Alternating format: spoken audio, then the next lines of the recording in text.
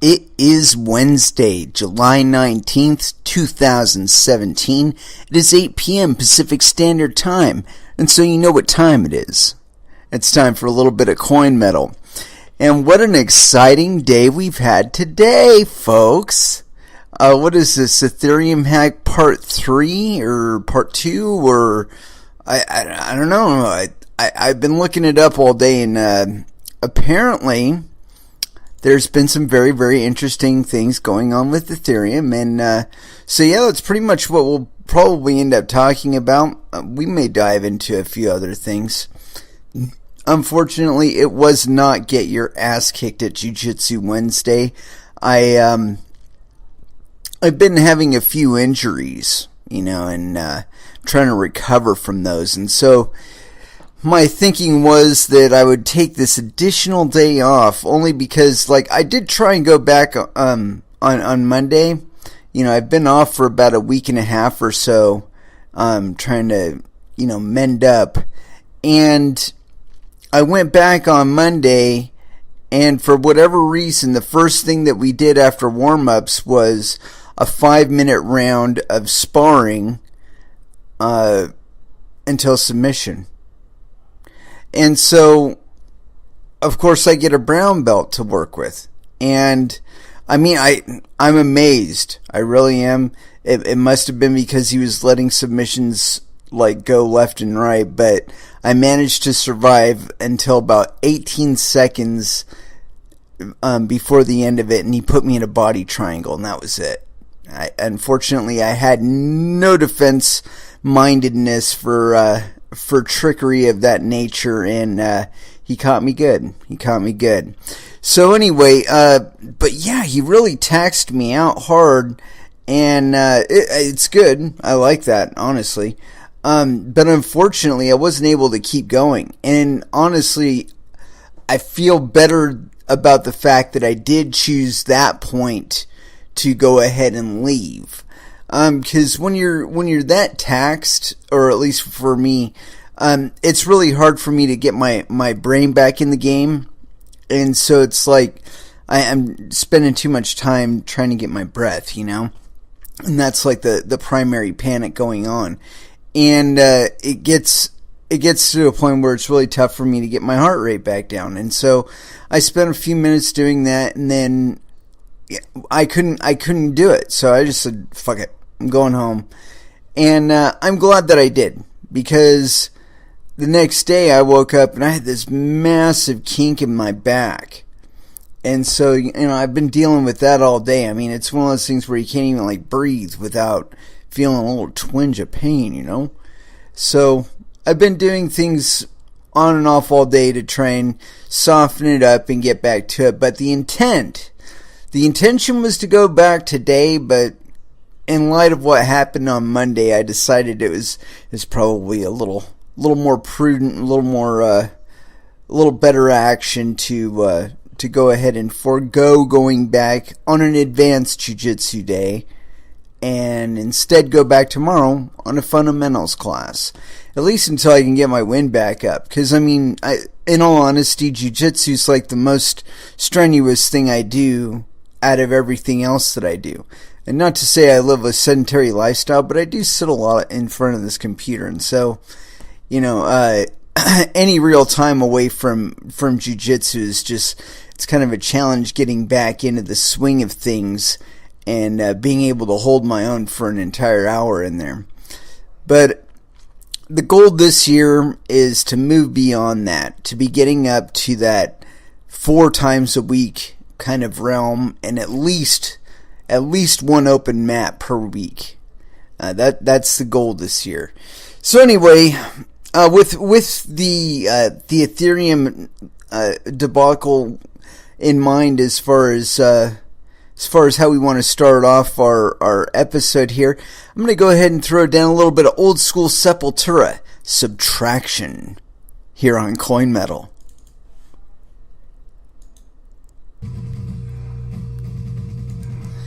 And that was Slipknot with The Blister Exists. I believe they have another album or two, possibly even 3, since this one was released. This was off of Volume 3, The Subliminal Verses.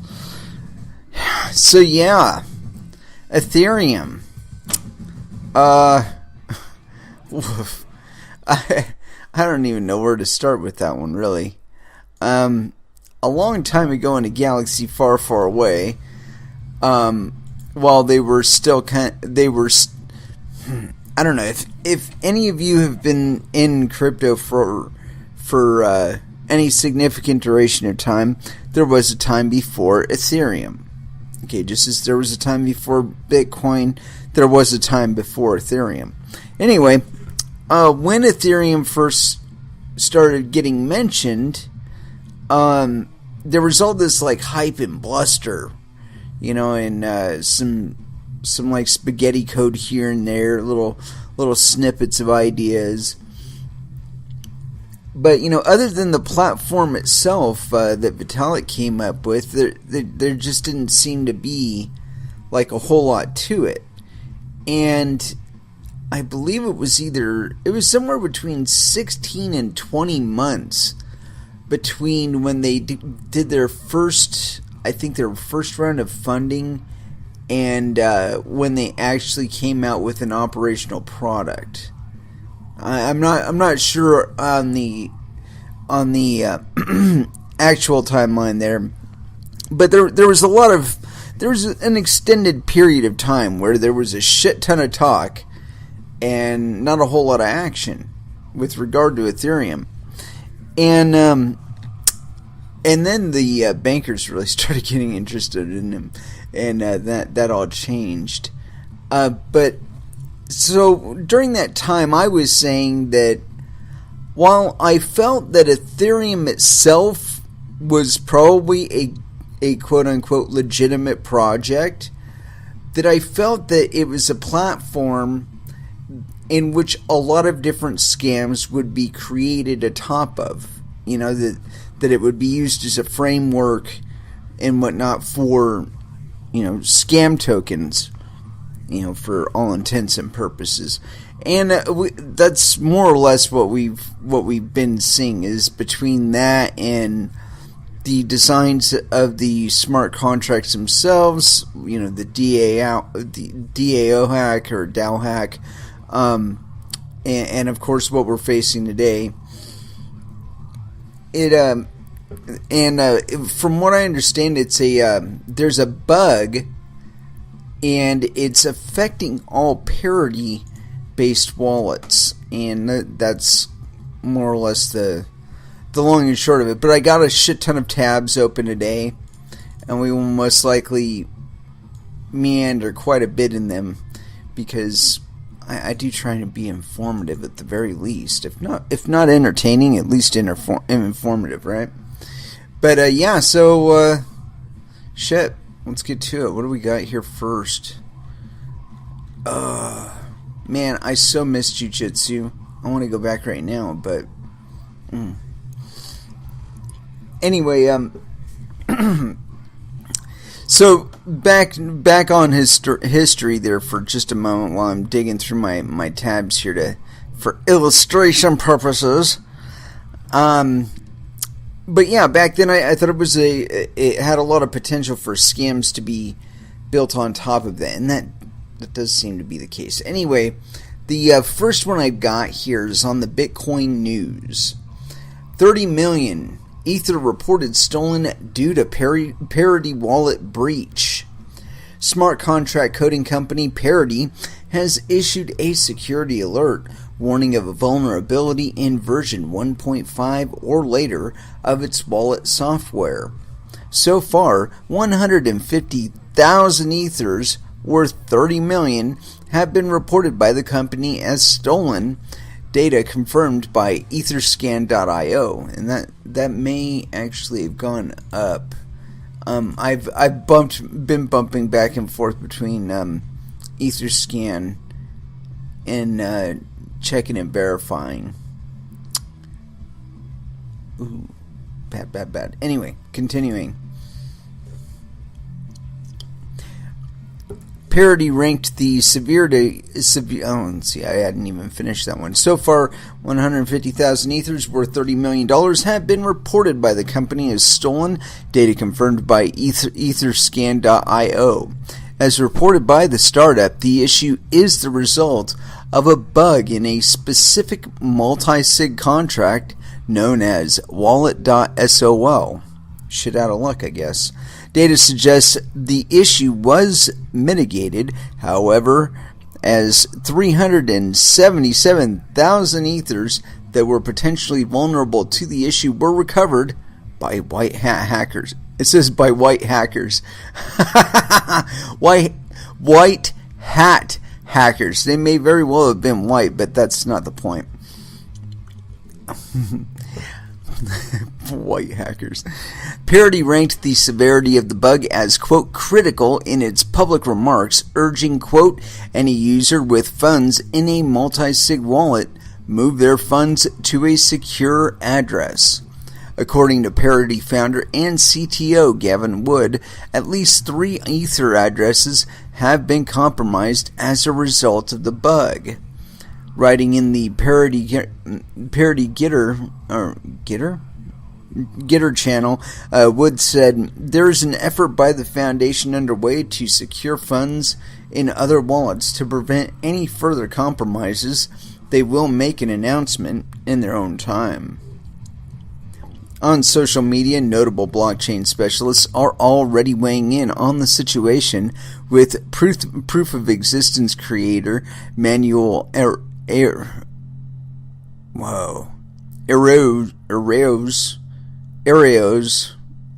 suggesting that the compromised addresses could potentially belong to notable owners. Specifically, and oh, you sons of bitches, sorry about that. This article is actually referred from another article. They literally give you like 4 paragraphs before they let you know that it's from another source. Bastards. Let's find the appropriate spot where we were, and it doesn't seem like there was even much more to the fucking article. Jesus Christ. Let's see. Specifically, he identified Edgeless Casino, Swarm City, and Eternity, 3 recent initial coin offering projects built on Ethereum, as potentially having been compromised in the thefts. As of press time, Swarm City had confirmed the loss of 44,055 ETH. Edgeless Casino and Eternity have not yet given any official comment. Overall, it's the latest security setback for an Ethereum project in recent days, following the hack on CoinDash, in which 10 million was stolen in an ICO earlier this week. So this is not, that was probably like a trial run just to see if it would work, and they started hitting other people's. Oh, and let's follow it up with this CoinDash thing. Right here it is. And this one was written on, what day is this on here? Doesn't actually show me the date. That's interesting. Oh wait, let's make sure this isn't a referral from another website. No, this appears to be the original posting. It's very interesting. Oh, there it is. It's July. This was posted on July 19th, 2017 at 10:30 by Wolfie Zhao. And again, there's no picture for Wolfie, so we're just going to assume somebody named Wolfie has a penis. A few prospective investors were still sending Ether to an Ethereum address compromised in an initial coin offering held by a startup called CoinDash yesterday, inadvertently bringing the total lost in the theft up to around $10 million. As reported on July 17th, $7 million was initially stolen by a hacker who altered the contract address of the ICO project. CoinDash said in an updated statement today that 2,000 investors have now sent a total of 37,000 Ethers to the fake address after the coin sale started. While only a small number of transactions have been seen since the hack was revealed, one investor sent 50 ethers to the fake address, according to Etherscan.io. At publication, around 43,500 ether had been sent to the address in total, bringing the value of the theft to just under $10.3 million. Amid the cryptocurrency market rebound over the last day. And, I want to check something out really quick before we finish too deep into this article here. I'm trying to figure out how many... let's see. Yeah, their total yield was 43,488 Ethereum. That's so fucking lovely. Anyway, back to the article. At publication, around 43,500 ether had been sent to the address in total. Okay, yeah, we got that. While CoinDash has yet to disclose how the breach occurred, others are beginning to speculate on what caused the issue. Wu Guangeng, the COO of China's mining pool, Bixin, for example, posted on Weibo that the breach may have actually been made via the domain name server provider. When reached out to by CoinDesk, Wu indicated his source for the information was a WeChat official account that publishes cryptocurrency news for subscribers. One post from the social messaging account claimed that CoinDash support staff said the hacker first cloned an almost identical website to Coindash.io while using a fake contact address. The imposter then contacted the CoinDash's DNS provider using the registered email to request a redirection of traffic to the false site. Wu suspected the CoinDash email account was also compromised. While CoinDash was previously stated that investors who have been affected by the hack will receive ICO tokens as compensation, those who made transactions after the website was shut down will not be compensated. CoinDash did not confirm the cutoff time for the website closure. However, the company tweeted on 10:39 a.m. Eastern Standard Time, July 17th, that the token sale was over and asked investors not to send any ETH to any address. This was followed by another tweet at 12:47 p.m. that linked to its statement, and another soon after, pointing to a form for those who had been affected. So far, the fake contact address has not made any outgoing transactions. So in other words, the funds are still sitting right where they were collected from. Or collected to, rather. And let's take a look at this here really quick. Just taking a gander at something. Was looking at the CoinDash token sale page, and apparently they've got some information up here, and it looks like it's widely in Chinese and English. Although I could be mistaken on that. It could be Korean for all I know. Anyway, yeah. This is, I guess that would be part of the problem with announcing ICO dates, is that it gives your attackers, or gives people a opportunity to set themselves up as a fake recipient for those funds. And apparently that's what happened with CoinDash. But the fact is that the funds are all still in one wallet, so there is of course the possibility that they could simply kill that one wallet and roll back the transactions for it. But yeah, that just sets a shit precedent.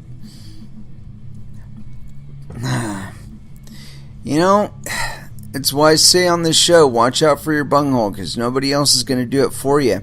And this is a case where somebody wasn't watching out for their bunghole, and their fucking money that was intended to go to them went to somebody else.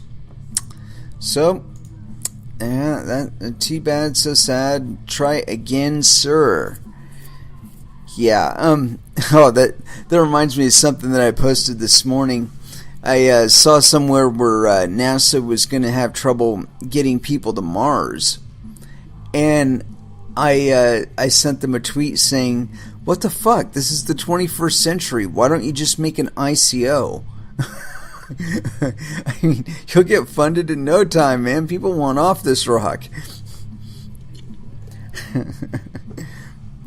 mean, shit, you might even have enough room to expand your experimental budget and, you know, try and get ahead of shit.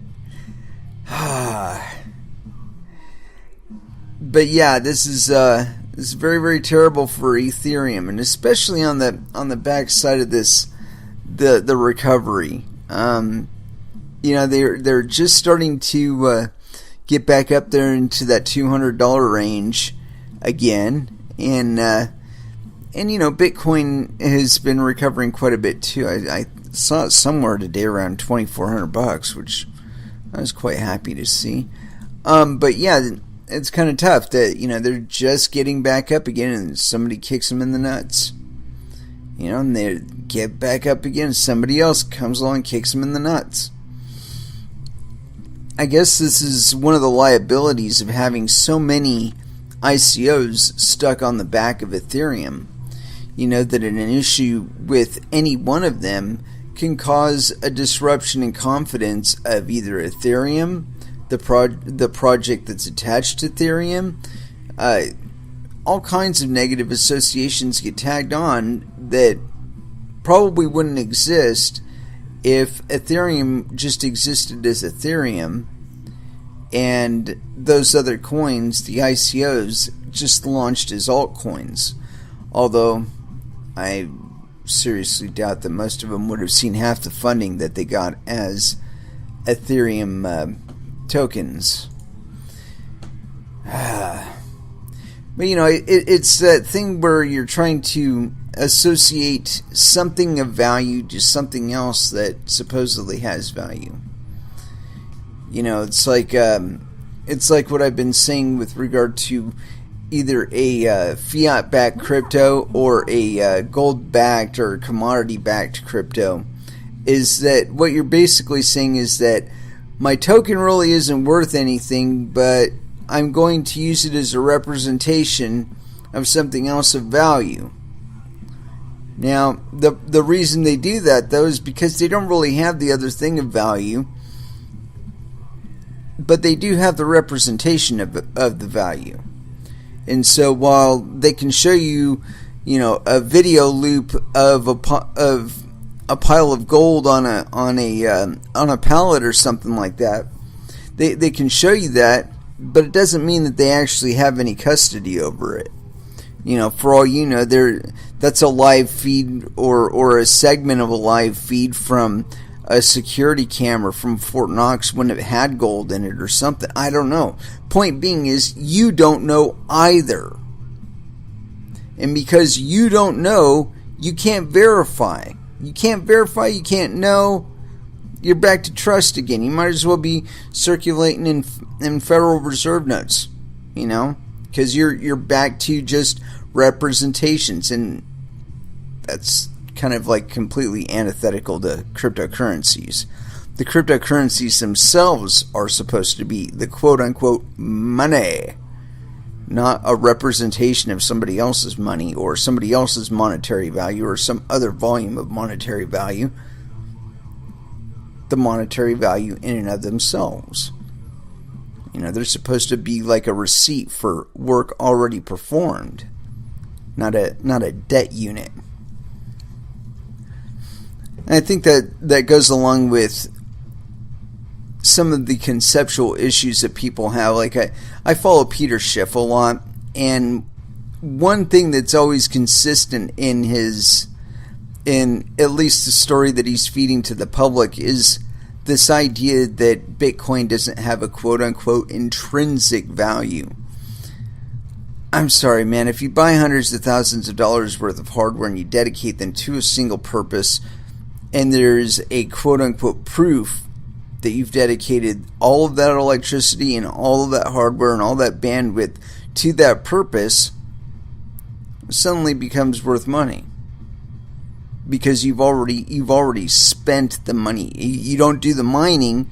You don't hook the hundreds of thousands of dollars worth of hardware up. You don't light up the thing with electricity. You don't hook it up to the network with bandwidth. All of that magic doesn't happen, and you don't get money. You need to do the work in order to get the money. There's all kinds of people out there trying to circumvent that, but we've kind of baked in the necessity into the whole process, and that's the reason why mining works the way it does, which really disturbs me when I hear people talking about getting away from mining, because that in itself is like, it's almost like an occupation that anybody could do. It's like burger flipping or something like that, and so you're talking about taking that level of participation away from the average person, and I think that's really the biggest mistake right there, because one of the features of these currencies is that we express our confidence by dedicating hashing power to it. If only to make a short-term return, that is the underlying motivation, is to benefit yourself through it, of course. But through doing that, you benefit others. And that's the whole thing that makes this work. No others, it doesn't work. That's the intrinsic value behind it. Anyway, let's go ahead and throw down a little bit of music here. And, just to do it, I'm going to throw down a little bit of prong here. No absolutes here on Coin Metal.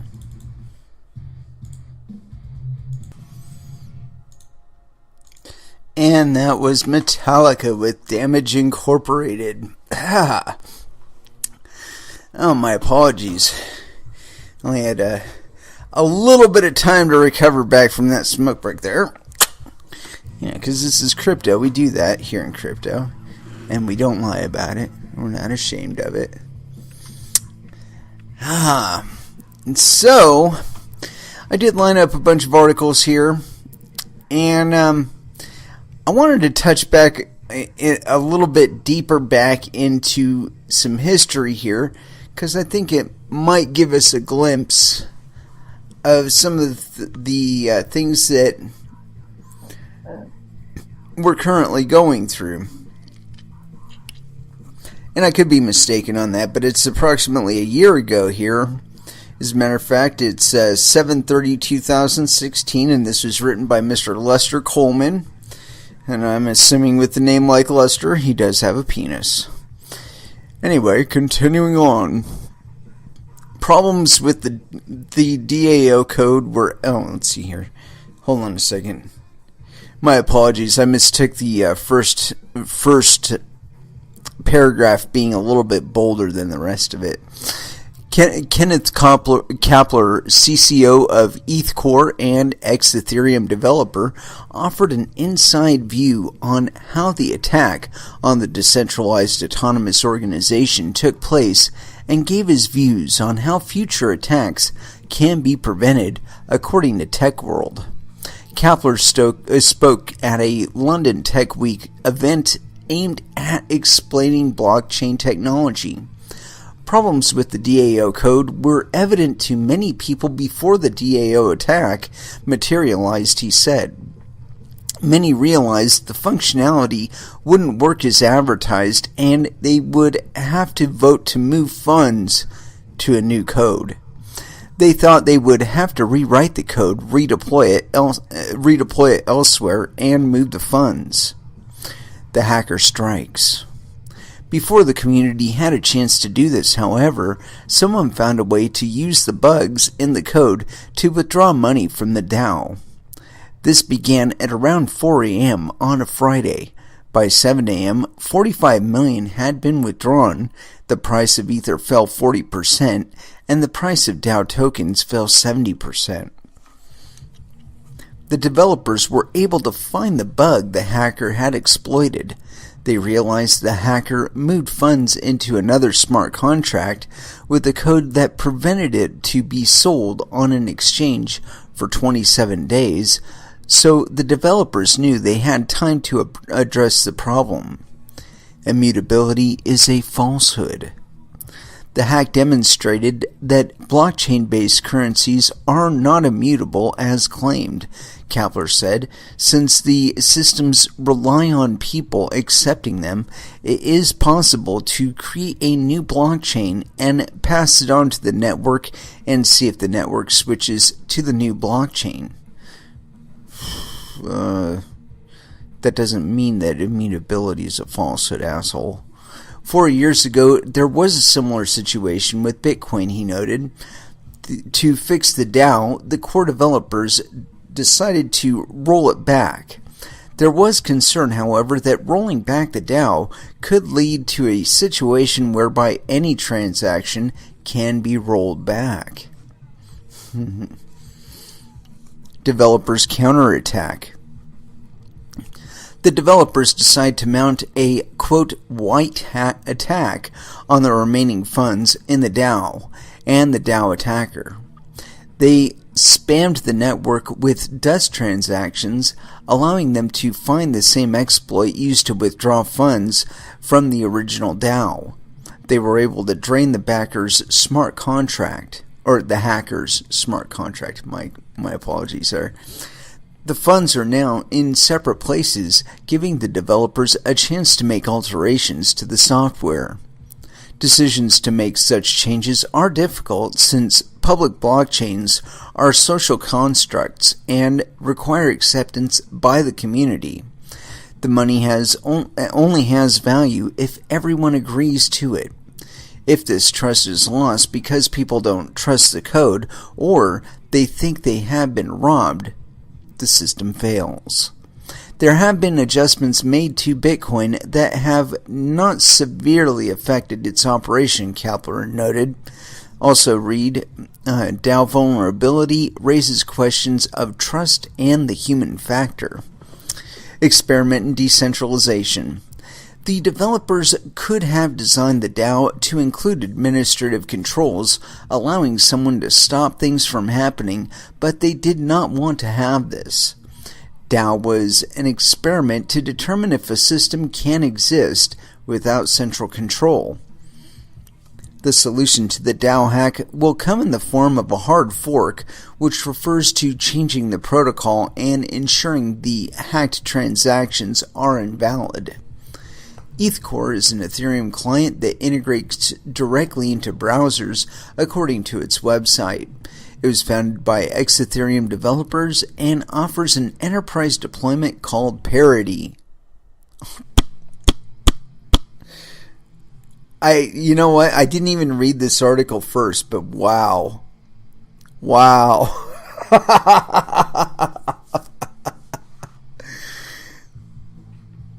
Wow. Let's read that last sentence again because it was very, very, very pertinent here. ETH-Core is an Ethereum client that integrates directly into browsers, according to its website. It was founded by ex-Ethereum developers and offers an enterprise deployment called Parity.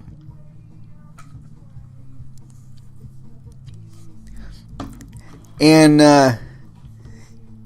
what's the base for the Ethereum attack here or hack? Oh, what was that? Parity? Oh, Jesus Christ, people. Oh, anyway, moving along here. So you get a little bit of it here that it was something that they had anticipated was going to happen, and it ended up happening, despite the warnings to not launch and whatnot, or delay the launch or whatever. They launched it anyway, and somebody exploited it. So it's that central point of failure thing that we don't talk about those anymore. Now that we've got things like Ripple and Ethereum and other smart contract stuff, we don't talk about what happens when the underlying currency that fuels everything, such as like gas in Ethereum or Ethereum itself, with regard to the tokens. I don't understand why people keep making these mistakes. I mean, I do and I don't.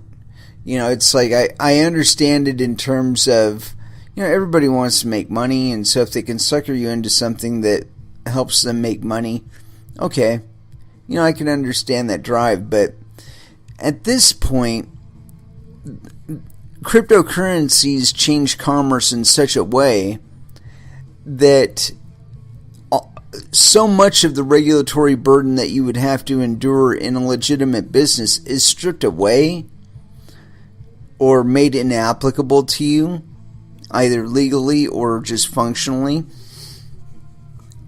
that you should be trying to conduct quote-unquote legitimate commerce using these currencies in ways that have never been done before, rather than devoting all your time to trying to fuck one another over and trying to steal other people's money. But again, this is a result of trying to utilize the internet and these tools as tools of oppression. We monitor and track everything that people do. All of a sudden, the department store that you went shopping at, TJ Maxx or whatever, or Target, they get hacked. All your fucking information that those people were collecting and monetizing behind your back, that shit just got stolen. And now it's being sold on the fucking black market, and somebody in Tijuana has your identification now. And they're getting ready to cross the border. No accounting of where they are actually from. They're just in Tijuana because it's near the border. Anyway, point being that all of these things wouldn't be possible if they weren't tracking the information, right? But because they are tracking the information, it creates a liability to you. And now, again, because they track that information, it becomes a honeypot. It becomes something of value that can be seized quite easily. It's not bolted down. It's not stored in a vault somewhere where it's safe from prying hands and eyes. No. It's in a database somewhere, and some 14-year-old kid in fucking Rostock has managed to hack his way in by convincing somebody down the line that he was tech support for their email.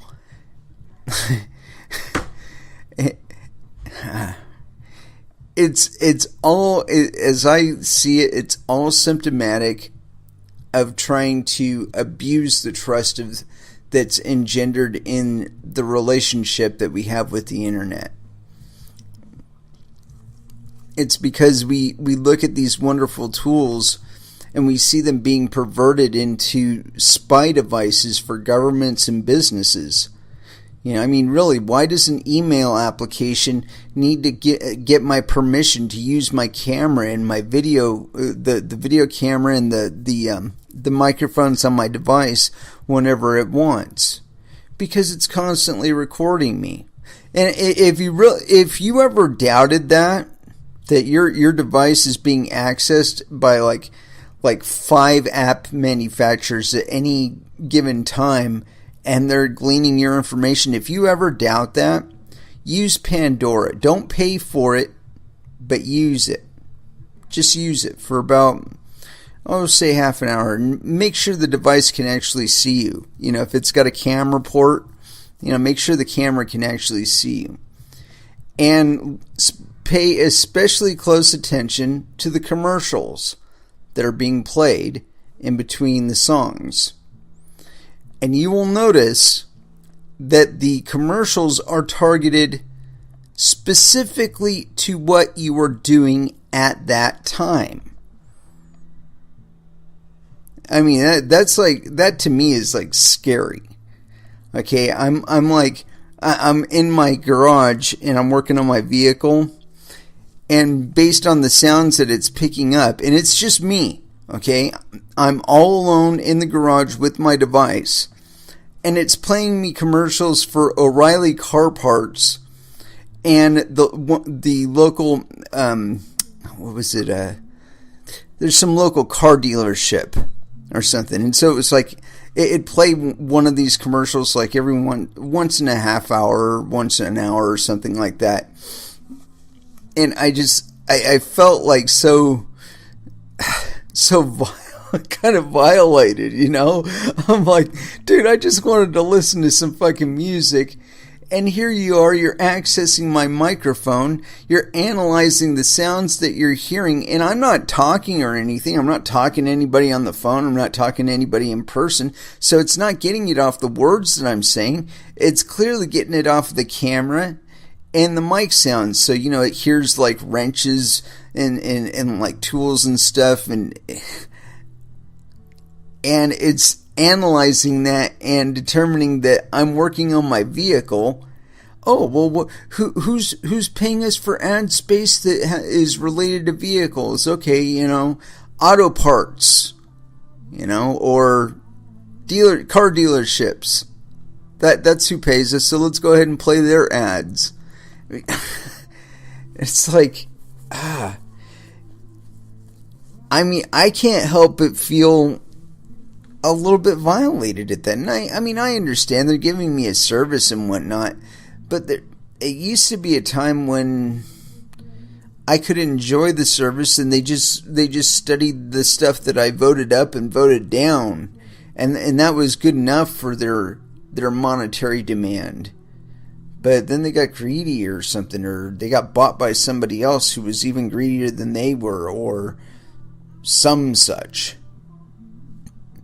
We can only assume that's also going to happen within cryptocurrencies, that eventually, say, Ethereum will get bought by like Wells Fargo or something like that. Gosh. I shouldn't even say stuff like that, man. That's like, that would be bad. That would be very bad.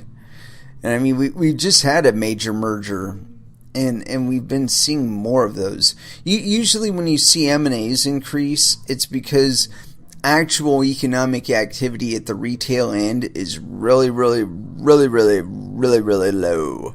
And the projections are that it's not going to get any better. So what's the next thing you can do?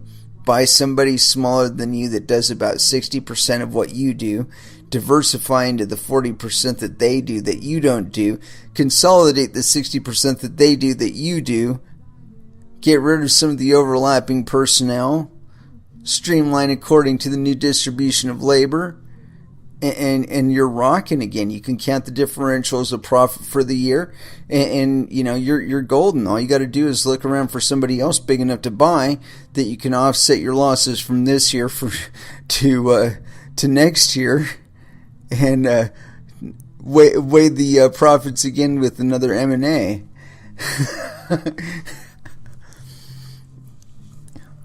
But this only lasts for so long, you know. And as a matter of fact, it shouldn't have even gone as far as it has with regard to the AOL, Time Warner, AT&T, Chase Manhattan, or whatever fucking merger. There's just untold billions of dollars worth of merger there. All kinds of consolidation of their departments, I'm sure. A lot of firing. A lot of replacing with quote-unquote blockchain technology. The ticker jabs! The blockchain your job, man. Oy. If they don't replace you with AI or a robot, they're going to replace you with a fucking blockchain. But you gotta wonder, man, how far down that rabbit hole can you go until your economy is unsustainable? That the debt burden it takes to even pay for the upkeep of the fucking robots to make the stuff, when that exceeds your ability to make a return on the products that you're producing, you're kind of fucked. And if you fire everybody, they don't have any money. And if they don't have any money, they can't buy your shit. It's like people aren't looking far enough down that road. They're just looking at the immediate and saying, "Oh gosh, we can replace 5,000 workers. Woohoo!" Not also saying to themselves, "Oh shit, we're going to displace $3 million in the local economy next year. Another 15 million in the extended economy. Oh well, we saved money. It's all good."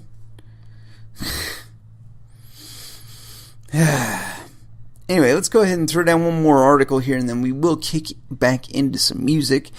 And of course, we're talking about Ethereum. So this one is on an indiscernible named website, btc.icymi.email. This is whatever. It says Bitcoin at the top. This is not a drill. A hacker allegedly stole $32 million in Ethereum. And this was written by Brian. And Brian does have a picture here, so clearly Brian does have a penis. And this is written on July 20th, 2017, which is kind of funny because it's still July 19th. So maybe this guy actually wrote this tomorrow, but for some reason we're able to read it today. I don't know. Anyway, continuing. According to a post by... this is actually bullet points on the top here. Number 1, according to a post by Parity founder Gavin Wood in the official chat channel for Parity, an Ethereum client, a, quote, critical vulnerability in Parity led to at least 3 accounts being compromised by a hacker for a total loss of $31,725,019 worth of Ether. Number 2, specifically, Wood wrote, the vulnerability affected the contract used to create multi-signature Ethereum wallets in Parity 1.5, the latest release. Number 3, there are ongoing efforts to secure funds in other potentially vulnerable wallets, Wood wrote. But those folks, quote, will make an announcement in their own time.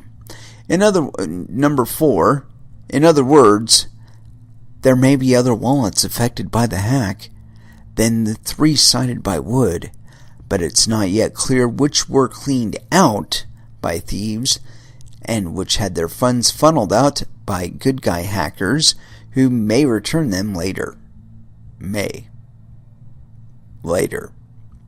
Number 5, as for a fix, Wood wrote in the Parity chat that the team will be releasing a fix, quote, ASAP, but in the meantime advised users with multi-signature wallets created with Parity to move their funds to a secure address.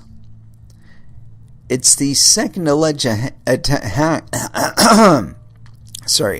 It's the second alleged hack this week. Motherboard. And you know what? We're going to click on that one because it might be an actual link to them. Other than no. Oh, that's bad. No. I'm not going to scroll the whole damn thing. I'll come back to it later if I have to.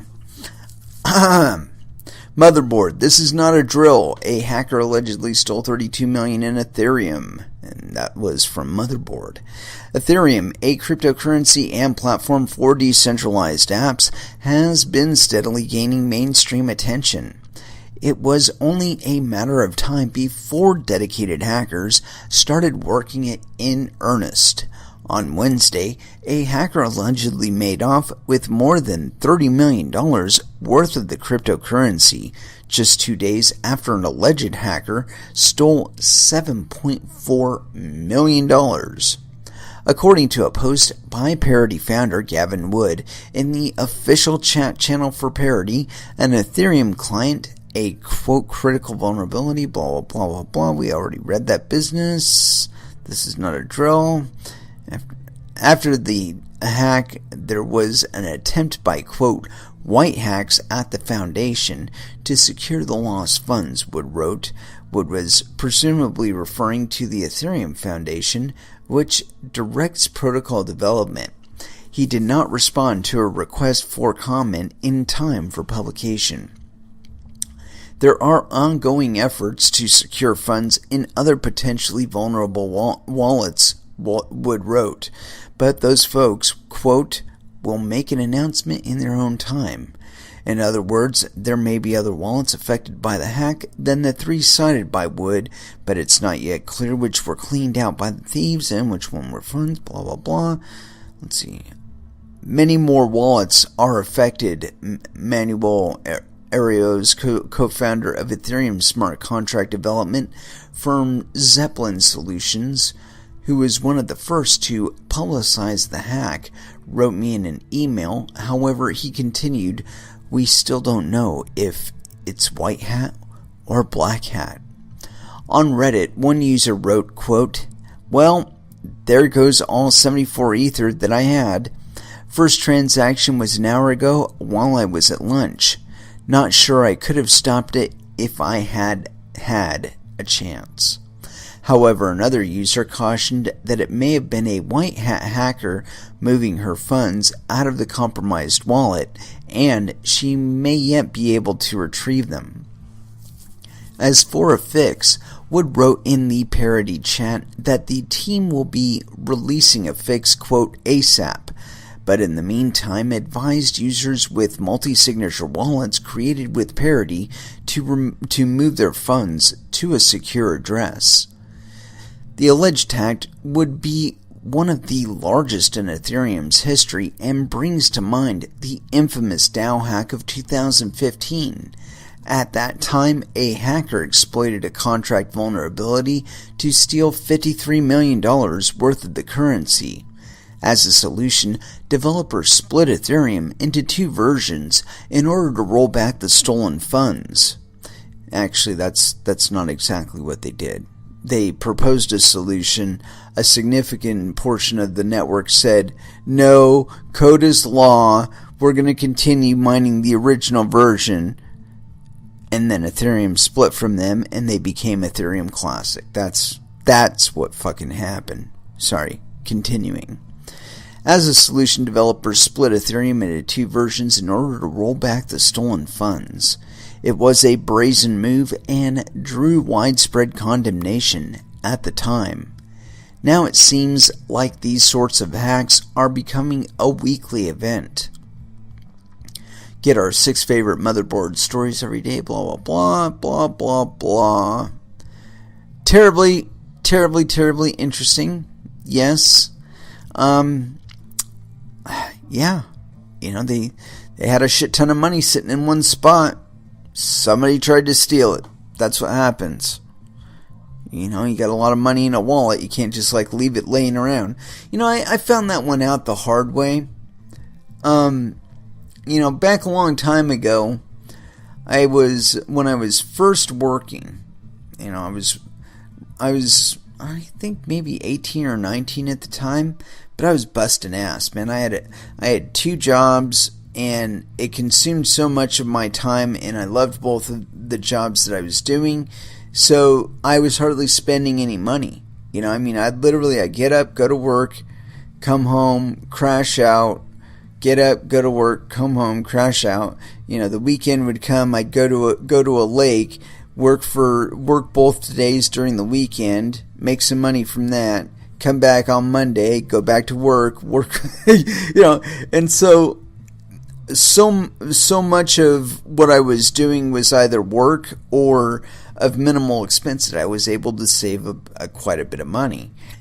And so I think I'd gotten up to like $300 or $400 at one point, and it was just for whatever reason I had it in my room, and I was getting ready to transition it to my bank account or something, but it was sitting on my bed, and I lived with my parents and my brother, and a couple of other people would flit in and out now and then. And at the time, I think my brother was married, and they were both living with us. Anyway, I don't know who exactly did it, but somebody ganked the money. I mean, it was sitting on my bed in the house, in my room, which I had assumed was at least somewhat secure or somewhat free of traffic. Well, apparently I was wrong. They just needed the proper motivation sitting out to show their true colors. But, this Ethereum hack is no different, and I don't get it. The whole reason for having a blockchain-based currency is so that you can hold on to your own money, not so that you can give it to a third party to hold it and then maybe not spend it in the meantime, and you maybe make some money on it. It's back to that trust model that we were trying to break away from with Bitcoin to begin with regard to banks. The whole point of using Bitcoin is to be able to spend your money digitally without a third-party intermediary, be it company or government. And unfortunately, we're going to continue to see these hacks the more we try to intervene with third-party interests in our cryptocurrencies, because these are at their core money, and do not forget that. Anyway, let's go ahead and throw down a little bit of music. I'm feeling some Ministry Need, Rio Grande Blood, here on Coin Metal.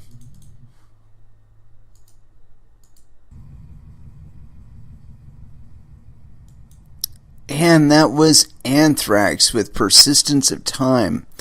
I don't know, I was thinking about throwing on another song there, but I just don't want to do it. Not yet. Anyway, I've been tapping into the Telegram lately. I am in the main Verge privacy-based crypto room. So if you are in there, thank you for joining us there. And one of the people in there apparently was listening and threw up a link, and I'd like to thank them. Who provided that link? Where was it? Where is it? Ah, here it is. Trilla6, thank you very much for this link. Just wanted to give attribution where attribution is due here. And this one was written by Santiago Palladino. And I believe Santiago does have a penis. He has facial hair, so I guess that would suggest at least as much. July 19th was the date of authorship. The Parity wallet hack explained. This is the bullet points. Number 1, a vulnerability was found on the Parity multisig wallet version 1.5 plus that allowed an attacker to steal over 150,000 Ethereum, roughly $30 million. Number 2, if you're using the affected wallet contract, make sure to move all funds to a different wallet immediately. Number 3, the Open Zeppelin multisig wallet is unaffected by the vulnerability, at least according to this article. Today we witnessed the second largest hack in terms of Ethereum stolen in the history of the Ethereum network. As of 12:19 p.m. UTC, the attacker's account had drained off 153,037 Ethereum from those high-profile multi-signature contracts used to store funds from past token sales. The problem was initially reported by the Parity team, since the affected multi-sig wallet contract was part of the Parity software suite. As soon as we learned about the vulnerability, we rushed to analyze the cause of the issue, to check if OpenZeppelin's multi-signature implementation was affected too. First and foremost, we want to assure our users that the OpenZeppelin multi-sig wallet is unaffected by the vulnerability and is safe to use. That being said, we proceed to share our findings to raise awareness on the pitfalls that made the attack possible. The attack explained. The attacker sent 2 transactions to each of the affected contracts. The first to obtain exclusive ownership of the multisig, and the second to move all of its funds. We can see that the first transaction is a call to init wallet line 216 of wallet library. Constructor just pass on the owner array to the multi-owned and limit to day limit. I'm actually reading, I guess this is code for it. Function init wallet address owners underscore owners comma unit underscore required unit day limit. Interesting. This function was probably created as a way to extract the wallet's constructor logic into a separate library. This uses a similar idea to the proxy libraries pattern we talked about in the past. The wallet contract forwards all unmatched function calls to the library using delegate call in line 424 of the wallet. And I'm not going to read that. This causes all public functions from the library to be callable by anyone, including init wallet, which can change the contract's owners. Unfortunately, init wallet has no checks to prevent an attacker from calling it after the contract was initialized. The attacker exploited this and simply changed the contract's m_owners state variable to a list containing only their address and requiring just one confirmation to execute any transaction. Ooh, smart. After that, it was just a matter of invoking the execute function to send all funds to an account controlled by the attacker. This execution was automatically authorized since the attacker was then the only owner of the multisig, effectively draining the contract of all of its funds. The solution. The attack could have been prevented either by not extracting the constructor logic into the library contract altogether, or better, by not using delegate call as a catch-all forwarding mechanism. The recommended pattern is explicitly defining which library functions can be invoked externally on the wallet contract. So limiting what things can be called, what library functions can be called by the necessity of that particular function. It is important to note that the technique of abstracting logic into a shared library can be quite useful, though. It helps improve code reusability and reduces gas deployment costs. This attack, however, makes clear that a set of best practices and standards is needed in the Ethereum ecosystem to ensure these coding patterns are implemented effectively and securely. Otherwise, the most innocent looking bug can have disastrous consequences. At Zeppelin Solutions, we have been working on a solution to these problems based on our experience building OpenZeppelin and on the many security audits we have performed. We will be sharing more details about this soon. If you're interested in further discussing the technical details of the attack and how these security issues can be mitigated, join our Slack channel, follow us on Medium, or apply to work with us. We are also available for smart contract security development and auditing work.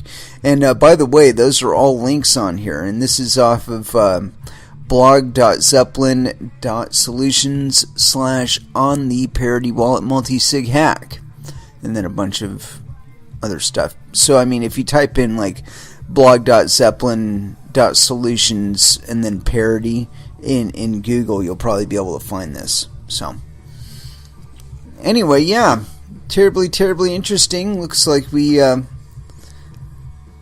think that I don't know of what I do know of programming. It's seen they're using kind of a shortcut there for a specific call, and yeah, I don't know. I it's been a long time since I've done anything with regard to quote unquote programming or coding of any kind, so I couldn't speak authoritatively on this. Maybe I should get VergeDev on here again someday soon. We can talk about it. Anyway, so yeah, that's Zeppelin Solutions' perspective on exactly how the attack was executed. And just by the way, I read through a lot of the links on here, and there are a shit ton of links in this. So yeah, if you want to check out that article, get on that. So we're going to divert just a teeny tiny on this, and I guess it's kind of coincidental that this article does involve Ethereum. Kind of coincidental. Although, let me do a quick reload on this, because I'm not sure I believe what I'm seeing here. Yeah. Apparently Ethereum is back up over $200. Yeah. Ethereum is proving to be just like Bitcoin, man. You kick it in the dick, it moans, it cries on the ground for a little bit, it uncurls itself from a fetal position and tries to get back up again. I mean, you gotta admire that. You gotta admire that. Anyway, this one is on Business Insider, and it was by Frank Chaparro.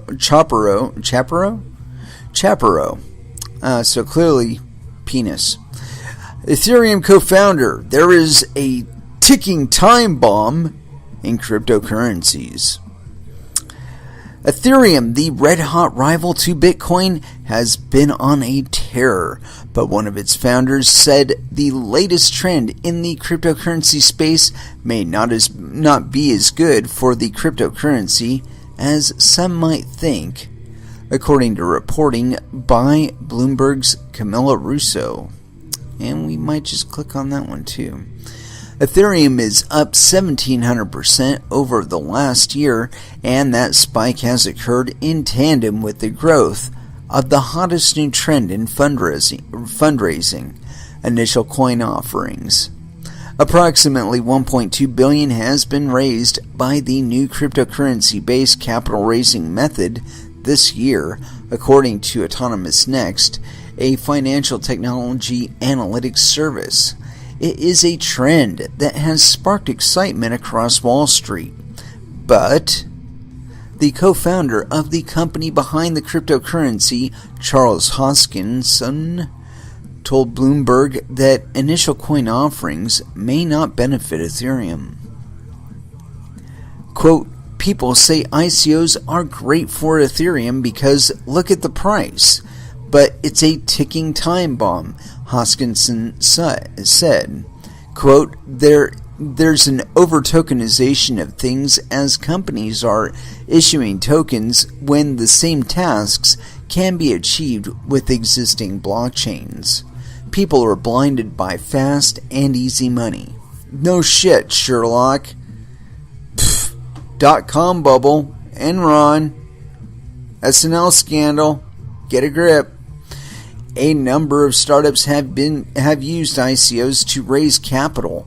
Gnosis, a prediction market for Ethereum, raised $12 million in just 10 minutes in April. Brave, a web browser startup set up by the founder of Mozilla, made that look pedestrian, raising $35 million in less than 30 seconds, selling basic attention tokens last month. Hoskinson joined the Ethereum founding team in late 2013 and left in June 2014 as he advocated for a for-profit entity, while others in the team, led by Vitalik Buterin, and they misspelled Vitalik's name, Vitalik, wanted to keep it as a not-for-profit, Russo wrote. Ethereum was convinced by Vitalik Buterin, a young programmer who was told about Bitcoin by his father and decided to create a blockchain platform for smart contracts, which Bitcoin is not designed really to do. Oh, you fuckers. Read the full story on Bloomberg. Motherfuckers. Ah! My apologies. Man, and we got so deep into the article, and of course they got their own stupid loading bullshit. Oh, Jesus Christ, and that goes on to CoinDash. We already covered CoinDash's hack. I don't see CoinBar. This looks like an entirely different article about this business. Ethereum co-founder time bomb. Okay. Well, fuck it. Let's read this article instead. Jesus Christ. This one's on Bloomberg Technology. Initial coin offerings, a means of crowdfunding for blockchain technology companies, have caught so much attention that even the co-founder of the Ethereum network, where many of these digital coins are built, says it's time for things to cool down in a big way. Quote, people say ICOs are great for Ethereum, blah, blah, blah. We already read that part. Firms have raised $1.3 billion this year in digital coin sales, surpassing venture capital funding of blockchain companies and up to more than sixfold from the total raised last year, according to Autonomous Research. Ether, the digital currency linked to the Ethereum blockchain, surged from around $8 after its ICO at the start of the year to just under $400 last month, and it's since dropped by about 50%. Yeah, roughly. Hoskinson, who runs the technology research firm DAOHack, is part of a growing chorus of blockchain watchers voicing concern about the rapid surge in cryptocurrency prices and digital coin crowd sales that have collected millions of dollars in minutes. Regulation is the biggest risk to the sector, as it's likely that the U.S. Securities and Exchange Commission, which has remained on the sidelines, will step in to say that digital coins are securities, he said. You know what? You know why that probably hasn't happened yet? It doesn't matter if they do. People will trade them as they will, regardless of what the government says. Continuing on. Startups raising more money through ICOs usually skip the safeguards required in traditional security sales, making sure they're dealing with accredited investors and verifying the source of funds.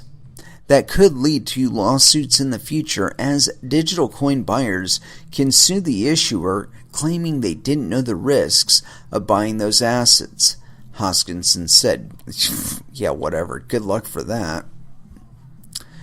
Read more on the hack for CoinDash's ICO. Not going to do it. Hoskinson joined the Ethereum founding team in late 2013 and left in June 2014 as he advocated not-for-profit, blah, blah, blah. Ripple Chief Executive Officer Brad Garlinghouse had a similar view regarding regulatory risks. Teams listing companies offshore and selling their coins to investors outside the U.S. are naive to think there are no investor protection laws elsewhere, and also expects that the SEC will eventually say cryptocurrencies are securities, he said in an interview last week. It doesn't matter if they do. Ripple is a money transfer company based on the blockchain technology that's tied to the third largest cryptocurrency by market share.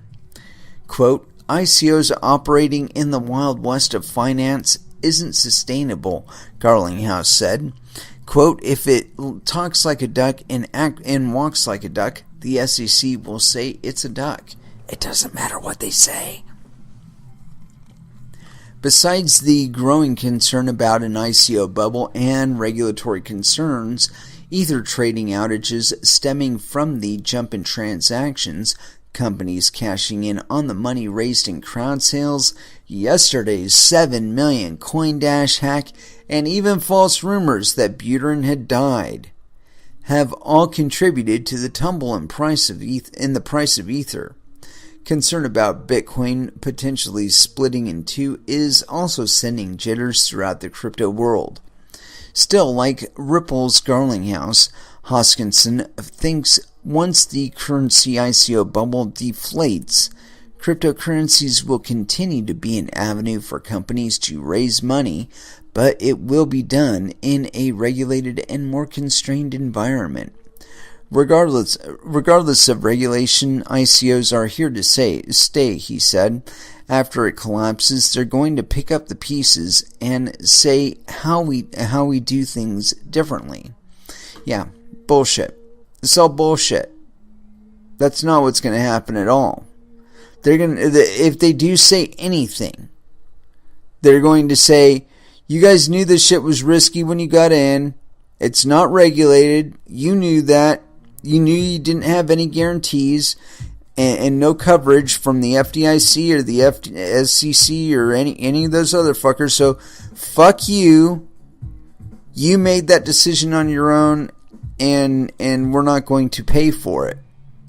And we're not going to try and hold those people to account for your stupidity. I mean, we can only tell you so many times, do not stick your dick in the pencil sharpener. If you do it anyway, what the fuck? Are you going to point back to us and say, hey, why didn't you stop me? No, fuck you. And what's even worse is this. My biggest hope, if there is any increase in regulatory oppression on cryptocurrencies, that what happens is this, that they get their wonder butt wish and they get their control, top-down command and control bullshit in crypto, right? And the fucking hacks don't stop. Actually, they get worse. And they become more frequent. And they become worse. And they become more frequent. And they become worse. And they become more frequent. Until the shit is so screwed up that they let go of it again. Because it's kind of obvious that you can't retain those kind of reins in cryptocurrencies. And all we have to really do is look at what's going on right now. Where are the hacks happening? They're happening in the places where we're trying to apply 16th century fucking custodial models to 21st century money. Or 21st century investment vehicles, rather, or monetary vehicles, as the case may be. But the point being is, we don't have to do the same things with custody to demonstrate that we actually have the funds in any one place at any one time. And I think, personally, the reason why we suffer the kind of hacks that we do in crypto is because they're having to retain funds in hot wallets and shit like that they shouldn't have to. And it's because of the regulatory setup and the custodial models that they have set up for it. But that's just my suspicion. Because it seems to me that, like, the more quote-unquote mainstream we get, the more hacks happen. And the more severe they are. And you'll notice that this hack, the recent hack that just happened like today, and the last quote-unquote hack of the DAO were both quote-unquote legitimate operations of both currency vehicles or monetary vehicles. I mean, they're normal functions. They didn't have to like breach a firewall or, you know, get somebody's password or, you know, kidnap anybody or anything like that. They were normal functions of the DAO and these wallets, the Parity wallets, or Parity-based wallet rather. So it's back to that thing where you got a point where you exceed the utility of what you're doing. Like what's that? Oh, it's like a production threshold. It's a point of diminishing returns, where there's so much money tied up in these fucking things that it makes trying to snake the money that much more tempting. And the custodial models are so loose that they're, through normal function of the fucking program, they're able to get the shit to happen. And it's one of the things I fear with regard to Bitcoin and the old Lightning Network business. That, I mean, once you eliminate the addressing information that you currently have in the block, I would think that it would make it a little bit tougher to keep track of where everything is supposed to go. And I think it would make this kind of vulnerability that we're talking about with regard to Ethereum possible in Bitcoin transactions. But that's just like first blush suspicion. It's not based on any massive technical capability on my hand or understanding on my perspective. It's just a suspicion. Something to look into.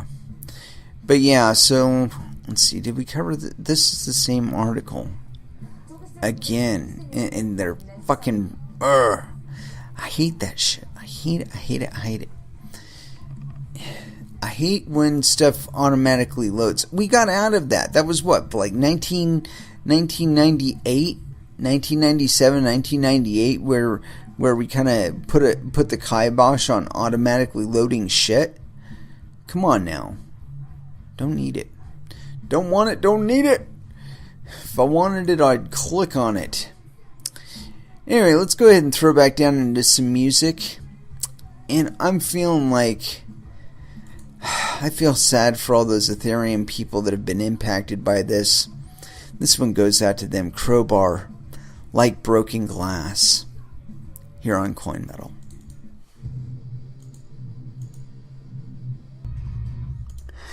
And that was Meshuggah with Born in Dissonance. And it's funny, I imported Kolos in here recently, and for some reason it's not available in here. Don't get it. I don't get it, man. Don't understand. Oi. And so, as we are winding into our last hour here, wanted to talk a little bit about the craze that we'd been seeing slightly before the most recent Ethereum hack. And I again, it is worth noting that we're reading about this shit now. This shit happened today. Okay? And despite that fact, during this show, Ethereum has been back up over $200. So, again, that's a testament to them that they can still keep their shit together well enough to be maintaining 50% of their all-time high despite all the shit that's being thrown at them. I mean, they are going through a major gauntlet right now, and honestly, I got to tip my hat at Vitalik for not like finding the nearest window and jumping out of it, because that's about how I'd be feeling right now. Anyway, tapping back down into some articles, we're going to get a little bit off of the whole Ethereum hack business, because we have dedicated more than enough time to that. Despite the significance of it, and yes, the timeliness, we're not going to spend all night on it. So here we go, and this one is on Zero Hedge, and let's see here. It was written by The Real Fly, and I'm assuming from his eye set this is a man, so we're going to assume, yes, penis. Alright, yes. Here's why I know Bitcoin and Ethereum are in a bubble built on top of outright scams. And again, this is by The Real Fly. It was written on July 19th, 2017. And you know what? This is originally published somewhere else, so we're probably going to go there first. Check and verify if it actually brings us up to the article that we want. Because it's looking like it's giving me something else. Oh, here it is. Wait a minute. Alright. Man, I hate that shit. Why can't people just, like, write their own fucking articles instead of stacking other people's shit into their shit? And this is originally written, yeah, Dr. Fly. And this is Wednesday, July 19th, 2017, 4 p.m. Eastern Standard Time. Most people aren't familiar with the cryptocurrency market. They merely see the price of Bitcoins trending higher and say, hey, that's really cool. I should buy some for my clients.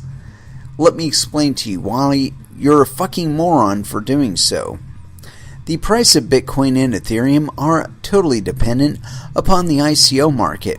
Oh, you aren't in the least familiar with this Wild West initial coin offering market? Let me explain.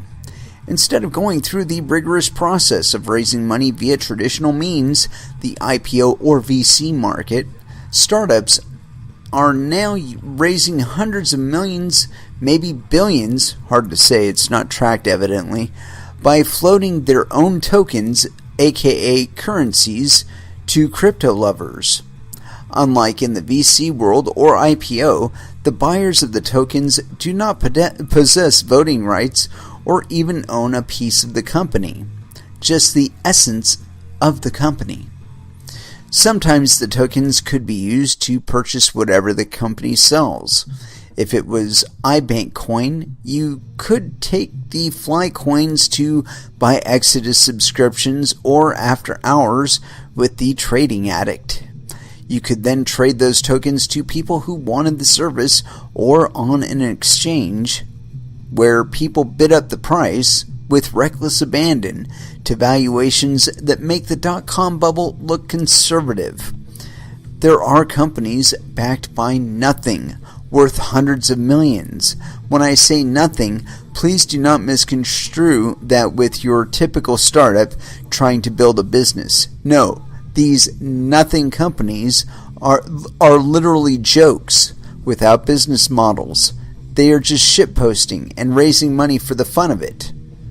Dogecoin, a currency backed by likeness of Shibu Inu dog, an internet meme, nothing more, valued at $194 million. How prolific is this ICO market? And you know what, dude? This is a misread on your part because ICOs are meant to duplicate what we had back when Dogecoin started off.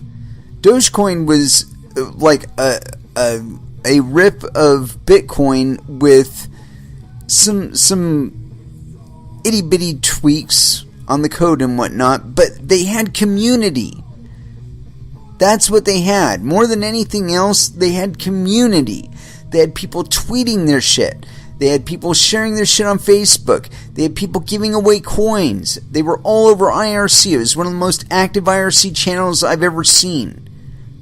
Okay? That's what they had.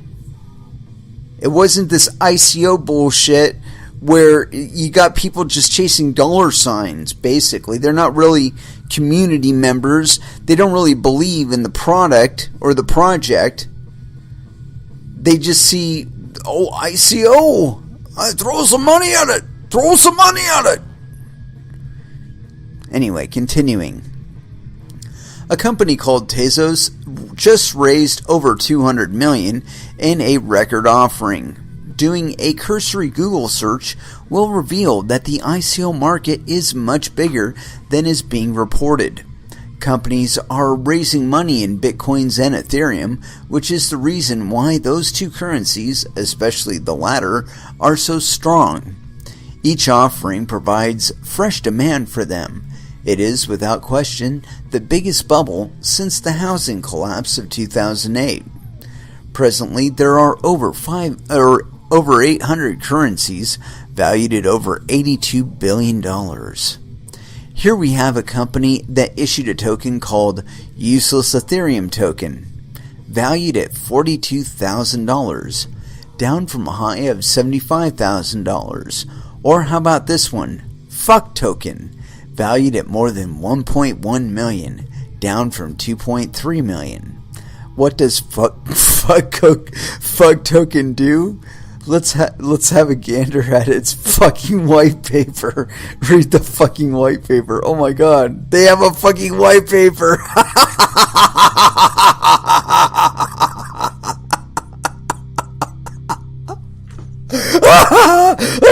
Oh god, we're gonna read it. We're gonna read it. If it's short enough, we're gonna read the whole fucking thing. Oh my god, the fucking white paper. Oh, yes, read the fucking white paper. Let me read the fucking white paper. Allow now, yes, allow it. Read the fucking white paper. That's fucking hilarious. Fuck Token. Wow. So, let's see, is there any more to this article after Fuck Token? Okay, in short, when you buy Bitcoin or Ethereum, you are buying into a digital currency that is predicated upon an ICO market that is totally unregulated, backed by only the white papers they publish, peer-reviewed on GitHub and Reddit, beset upon by countless hucksters and future American greed stars whose only interest is to get rich off the hype. If the SEC ever decides to step in, lights out. Yeah, no. Oh, and Ethereum is down 20% after another report of fraud. Huh. What's all that about? Oh. And that was apparently written today too. Anyway, yeah. that was funny. I think this guy's misreading a few things. Dr. Fly. For one, there's been a massive migration as far as the nature of cryptocurrency since the beginning. I mean, I remember when Bitcoin was basically like folding at home. You know, only it was just a challenge of, are you receiving blocks? I seem to be receiving blocks from you. What's going on, you know? I mean, the point being, it was just getting the fucking thing to work when I first started. And then a little bit later on, when I got back into mining, it was a lot more organized. It was, install this software, set it to point to your particular worker on a mining pool, point the mining pool, get the mining pool your receive address, and call it good, and just watch your room heat up. That was fun back then, anyway. But that was a brooding community, like growing in the darkness kind of thing, And I would say since then Bitcoin is quote unquote gone mainstream. I think the real break point was once Bitcoin broke $1. When it hit parity with $1, then it was like all bets were off. And we're seeing a lot of the same things that Bitcoin endured happening in Ethereum, only slightly more pronounced, because there are certain aspects of Ethereum that are vastly different from the way that Bitcoin works. Namely this DAO thing, and of course the whole idea of smart contracts. But it's still facing the same challenges. You know, I mean, I've talked about this quite a bit on the show. The first real wave of altcoins. My favorite from that period was Mugatu coin. For those of you who are fans of Zoolander, you get the reference of Mugatu. But anyway, during that time, there were coins that were coming out that they were nothing but memes, and Dogecoin set the precedent for that. Really, I mean, but that's one of the things that this guy makes a mistake on, is that, you know, he goes about it talking about Dogecoin like it was a quote ICO. It was and it wasn't. You know, it was in that there was I think there was a little bit of a pre-mine that went on with regard to Doge, but they gave away a shit ton of coins. I mean, you just hang out in the fucking their chat, and they would just rain the shit. You know, now that changed after it broke 100 satoshis, but that's a whole different story. The point being that, like, after Litecoin came out, and Litecoin, you know, they had a community, and that's where they really started from, you know. And so it's like Bitcoin started from a community, and then Litecoin started from a separate community. And that set a precedent for acting on the open source nature of Bitcoin. And then we started seeing a proliferation, you know, beyond that, and then came the meme coins. But the fact of the matter is that up until, I would say, probably 2014 or 2015, the primary driver behind any cryptocurrency was its community. Now we started seeing a spanning away from that, and where I want to say it was either the first or the second wave of commodity-backed coins, and we started seeing things like Paycoin, where they were saying, "Oh yeah, it's pegged to the U.S. dollar, and Paycoins will never go under $20 per fucking coin." How long did that last? About like a week, maybe, or 2 weeks, or some shit like that. I don't know. It was an incredibly short period of time, and they lost a shit ton of money, and there was claims of fraud and abuse and all that other bullshit. But the point being is that was like the contrast to Bitcoin. Okay, was that first rush of altcoins where it got all scammy, and we coined the term scam coin, and it was that period 2013 to 2015 where that level of business was going on with regard to altcoins. And then we had another kind of a little burst out after that, but a lot of that stuff started getting focused on Ethereum. Okay, and now Ethereum is facing that same period, only it's more and faster, because those people are seasoned from the previous altcoin boom. You know, and so now they've figured out, you know, just put ICO on it and we'll be able to make money. We don't even need to build a community. We don't even need to have a fucking Twitter account. Although it does help. Anyway, let's go ahead and touch on a little bit of music. I'm feeling the wear of the day. I have been busy despite not doing jiu-jitsu.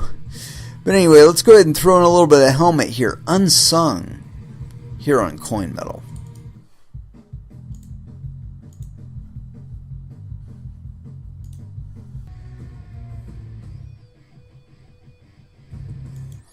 And that was Prong with Slicing.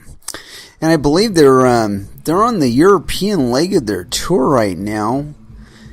And I don't know, I'm hoping they'll come back around during the fall to support their album that will be coming out soon. I believe 0 Days will be out, I think it's either July 28th or 29th.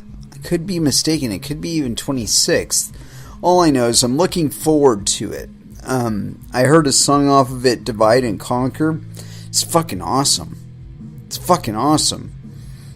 I mean, I really think Tommy is just, he's on some sort of channel right now where shit is just like pouring through his fucking hands, and they're recording it, and it's going immediately to, like, you know, cut, record, you know, and, you know, batch it together and make a song out of it. You know, it's like, I don't know, he's on a tear right now. But Divide and Conquer, it's the thing that caught me the most about it is it did seem like a bit of a departure from what he'd previously done on Ruining Lives and No Absolutes, a real deviation from that. And so, but no less aggressive. Actually, it seemed like it was probably a notch or two up from No Absolutes. So, like I said, I'm terribly excited to hear what the totality of it is like.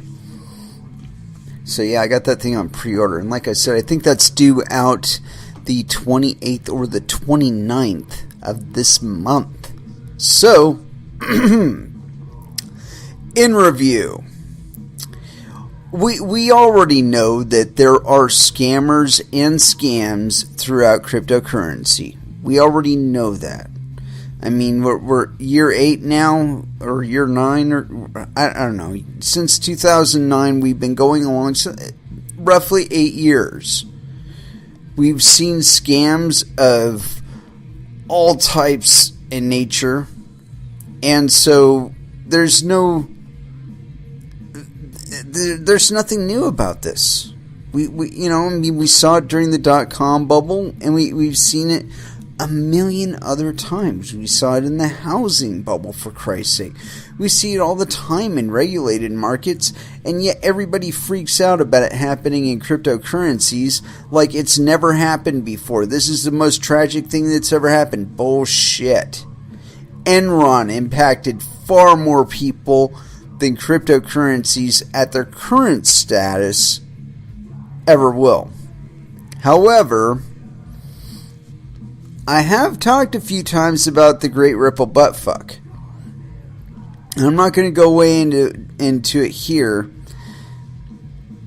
but I think we're seeing kind of like a mild glimpse of its exercise with what's going on with Ether and Ethereum and the ICOs.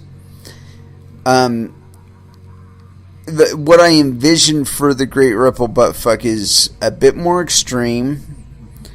It will require certain tokens passing for tokens that they are not, and those tokens being circulated in the broader economy as the tokens that they are not, and then some sort of finding out about the deception, and so on and so forth. Or some sort of flooding the market with a certain type of token.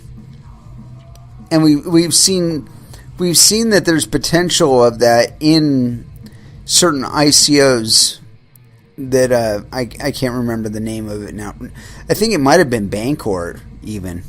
That they had the capability of creating tokens on the fly. And that's so much potential for abuse right there.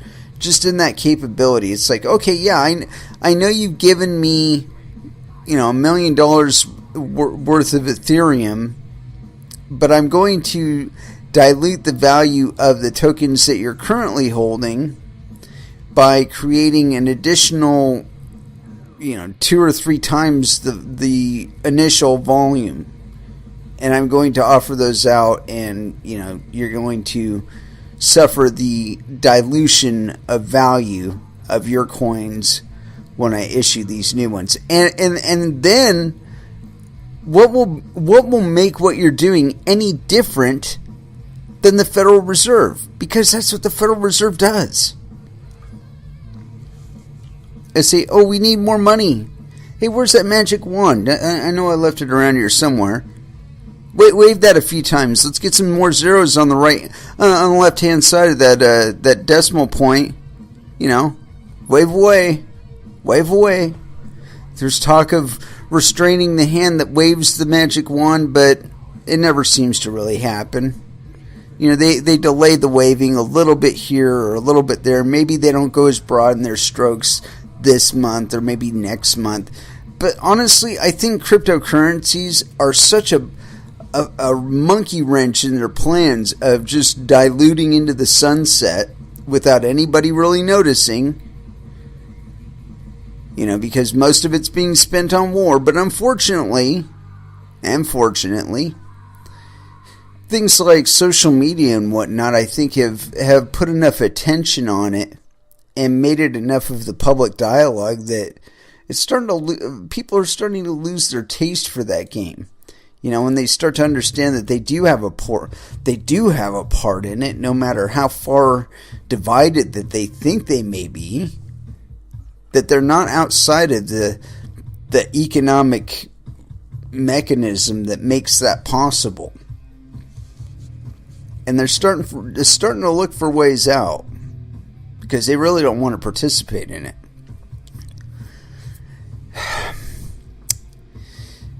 But in closing, because we are wrapping it up, it's about 10:46 about now. Just got just a little bit of time left. And let's see, there's this one I was checking out here, and it keeps catching my eye because it's got rare Pepe in it. But like for some reason, when I click on it, it leads me to an article that doesn't have anything to do with rare Pepe. I don't get it. We were going to read the fucking white paper, but for some reason that didn't quite load up for me. And we may yet at some point, but not today. Unfortunately. To participate in the countdown reaches 0, find the ICO of the contract address. Read the fucking... It won't let me read the fucking white paper for some reason. Huh. Well, it does have a short white paper on it here. I don't know. Anyway. Yeah, so we always knew that there were scammers and scams in cryptocurrencies. It's not going to change. We're all human. As long as there's potential to make money, there's going to be potential to have your money stolen from you. Or get something of questionable, if any, return. And so, yeah, it's not something to be surprised about, and it's certainly not something to ask for a mommy and daddy for. I mean, it's not like they can fix it. They can't stop the people that they entrust the economy to from abusing their position. So, what's additional regulation going to do? It's just going to give people like the people that are currently abusing their position in the market an additional position to abuse the market from. That's about all it'll do. It's not going to create any safety. It'll create a perception of safety. It'll create a perception of accountability. But you know what? Fraud will still be fraud. You'll just have to pay additional money before you can actually participate in the fraud. I mean, big whoop-de-doo. You've restricted the market access to really smart people to fuck everybody over with. I mean, I don't see how that's going to be healthy over the long term. But I don't know. I see a lot of silver lining out there with this. With every one of these hacks, with every one of these little glitches and hiccups and rollbacks, with every single one of those, cryptocurrencies gain that much more legitimacy. Even if it is notes of illicit behaviors, be it drug or gun sales over the internet, over the dark net. Who cares?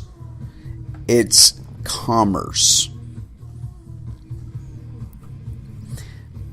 And for everywhere where there's quote-unquote legitimate commerce going on, there's that much less illegitimate commerce.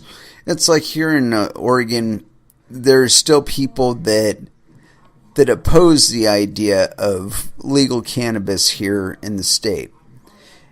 It doesn't matter what positive stats you provide to them. You could send them information from the federal government denoting a drop in opioid overdoses or something like that, and it wouldn't matter to them.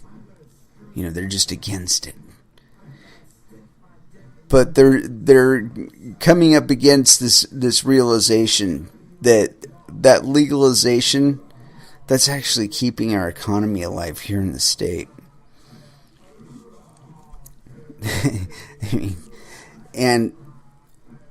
But under that is the reality that it is maintaining our state. We're seeing a reduction over time in federal funding, and the money has to come from somewhere. So who really cares if it's coming from people using cannabis?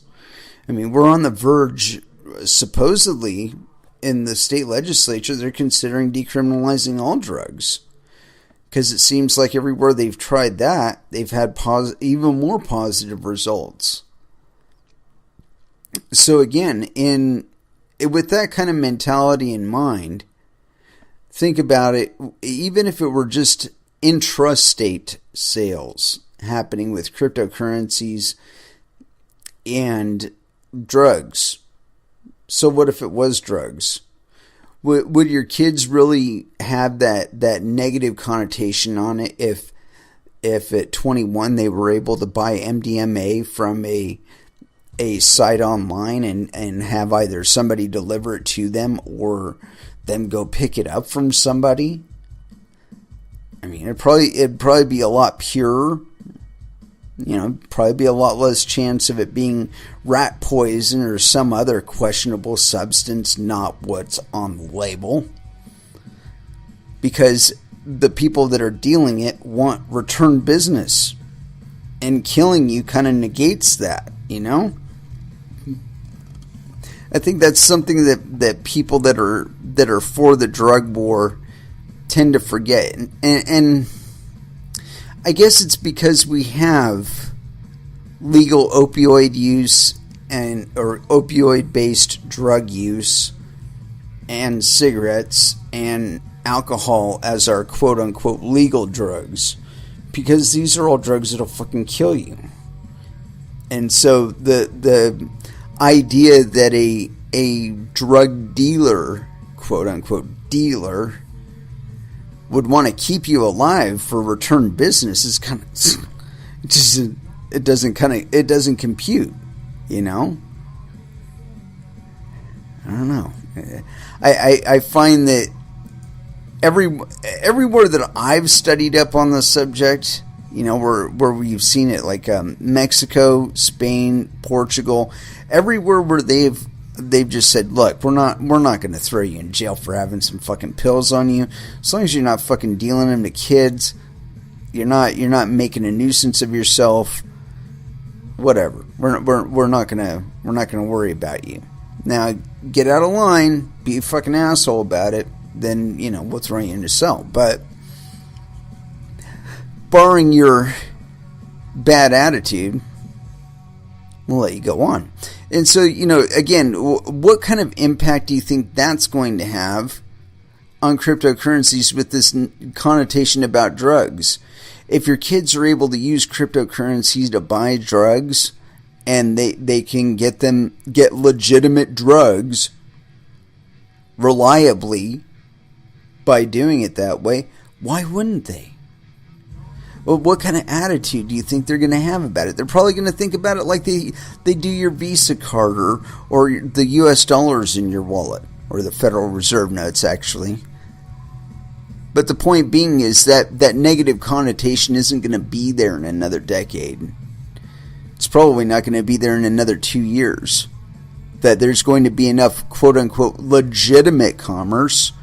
Enough people are going to be buying their eggs and bacon with cryptocurrencies that they're not going to care.